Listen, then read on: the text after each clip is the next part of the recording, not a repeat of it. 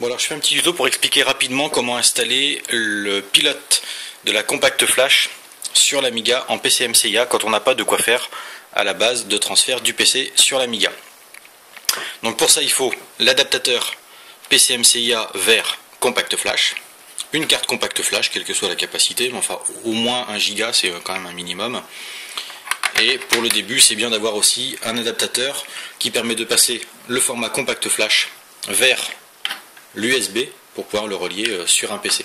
Quel que soit le système d'exploitation, ça marche autant avec Windows, Linux ou Mac. Donc là en fait on va prendre la Compact Flash, on va dire qu'elle est neuve, qu'elle sort du paquet, on la glisse à l'intérieur, on branche sur un ordinateur, on fait clic droit sur l'icône de la Compact Flash, on fait formater, on choisit FAT32 pour le format, on formate et ça c'est parti.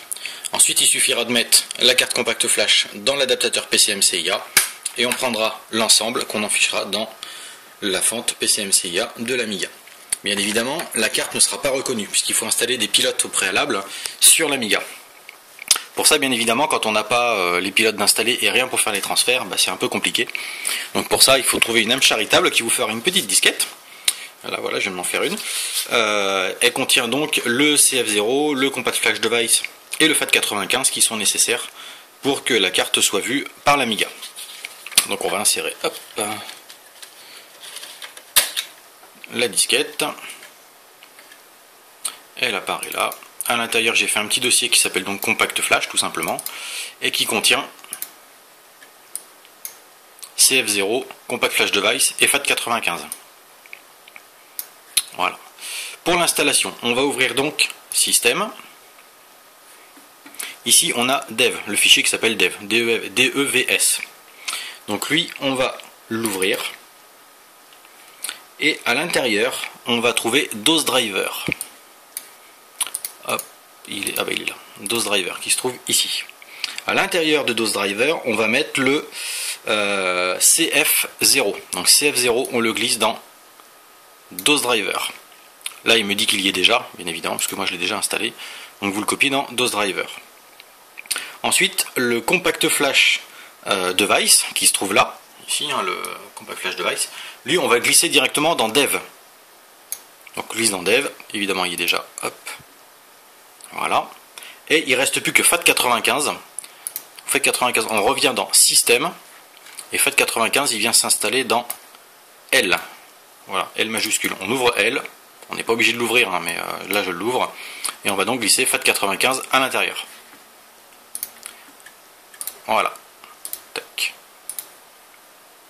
Bon, moi en général je redémarre après avoir installé des pilotes, un peu comme des pilotes, pardon, un peu comme sous Windows, on ne chasse pas les vieilles habitudes.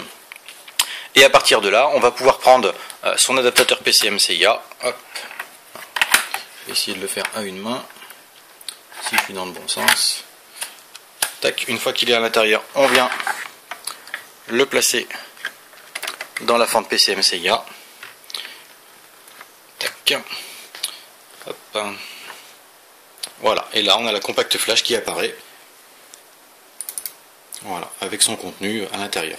Donc là l'intérêt c'est qu'on peut aller directement prendre la Compact Flash qui est là, on la remet dans l'adaptateur USB, on la branche sur le PC, et là par exemple on va sur Aminet, on télécharge les pilotes, les logiciels que l'on va installer sur son Amiga, on les laisse au format par exemple DMS s'ils sont compressés, ou LHA, on les laisse comme ça sur la Compact Flash, on transfère les fichiers tels qu'ils sont sur l'Amiga, on décompresse sur l'Amiga, et après donc on peut faire les transferts directement.